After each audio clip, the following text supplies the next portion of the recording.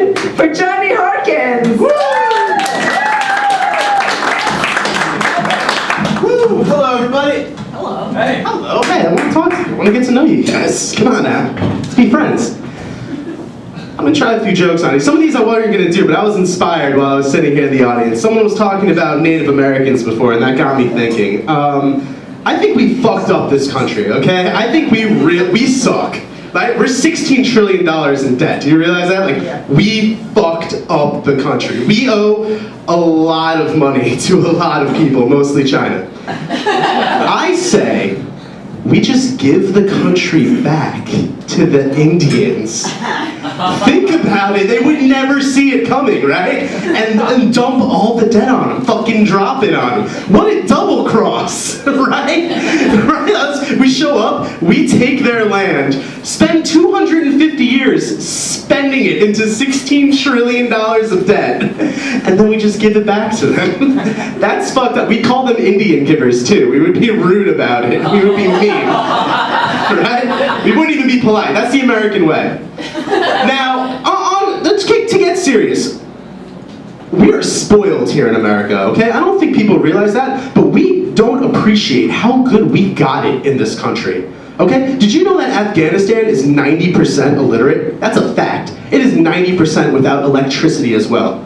We live in America, motherfucker.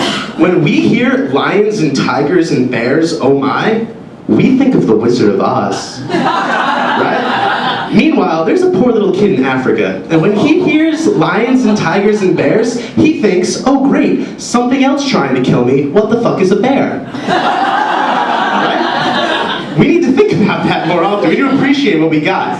I think I have the next big MTV reality television show all figured out. Let me know what you think of this. We take a bunch of really bitchy, anorexic girls, right? We put them all in the same house, and we call it Starved for Attention. I think that would be very popular. Speaking of television, let's stay on that. And who here likes History Channel? Any History Channel fans in here? Come on, it's a great fucking channel. Who here likes Pawn Stars? You cannot watch History Channel without knowing Pawn Stars. Great show, but what a stupid fucking name, right? Pawn Stars. I get it, very clever, History Channel, a porn pun. But what I don't get, though, is it's continuing. On True TV, there is a show called Hardcore Pawn. This exists, I'm not lying. This is real, people. Why are we continuing the porn pun motif? I don't understand it. What's next? Have a bunch of children selling toys at a garage sale, call it kitty pawn, maybe? That show already exists, actually. It's called Toddlers and Tiaras. You can also catch that on A&E. That show already exists. Me and a bunch of my friends were chilling down by the river back when I was in college, and we were just talking about where we would go if we could travel through time. One of my friends was like, shit dude, the Renaissance. I can meet Leonardo da Vinci, I can see all those paintings and shit get made. That would blow my fucking mind. Another one of my friends was like, nah dude, 1776. Be right in the middle of the American Revolution. I could have a beer with Sam Adams. Like that would be a lifelong dream come true, you know? Then my black friend said, yo, what the fuck would I want to go back in time for? And I think he makes a great point. I think this is something we need to talk about. Let's get it out right now. Imagine it's the year 3000, and a brilliant black scientist invents time travel.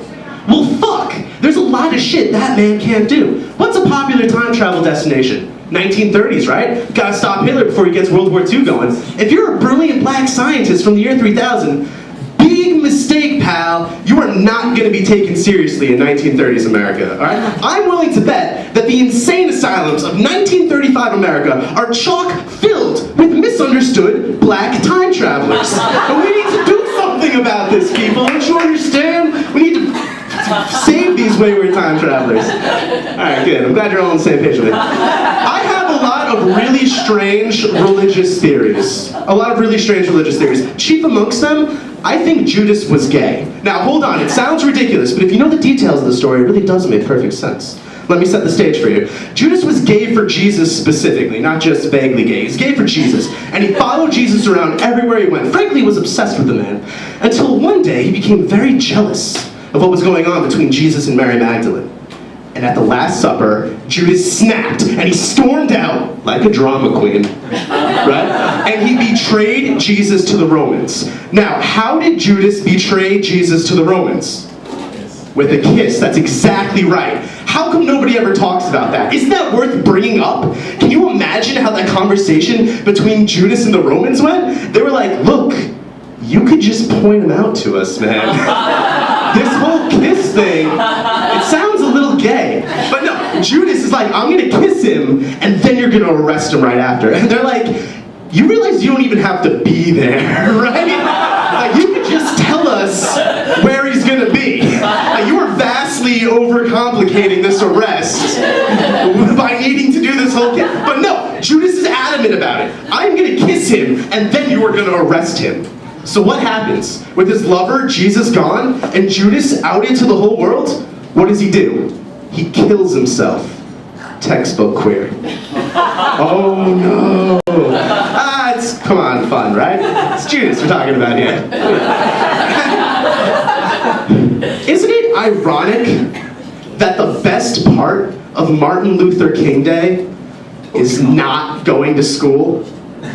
Think about it. It's a pretty fucked up way to celebrate his like fucking day, right? I mean, like, if you're old enough to work, what are you doing to celebrate Martin Luther King Day? Not going to my job, right? I'm not getting my mail, right?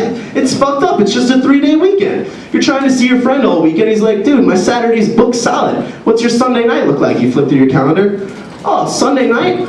Free at last. That must have been what he was trying to do. I get it now. It's a 3-day weekend. Come on, it's ridiculous. If I was Jesus, I would be fucking pissed at Easter. Alright, let me tell you that. I think we fucked Easter up as supposed followers of Jesus.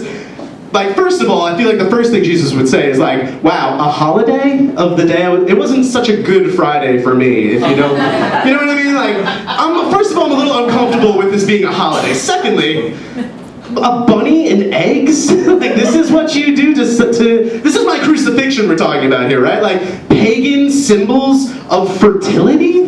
I was born a virgin birth. I have nothing to do with fertility. You guys really missed the mark on that one, right? And you couldn't have even put little crosses inside the eggs? Like, it has to be M&Ms? Like fucking Skittles? Where did this go wrong? Like, somewhere everything got fucked up. Here's an observation I had not too long ago. What's the most common side effect of depression medication? Increased thoughts of suicide. What the fuck is up with that? Doesn't make any sense whatsoever. What does it say on the commercials? In case you're having increased thoughts of suicide, call your doctor immediately. Fuck that. That is exactly what got you into this mess in the first place. You're feeling a little down, you're like, oh, I'll call my doctor, I'll see if he has any help. No, now you're trapped in this vicious life or death cycle. You're way worse off than you were before.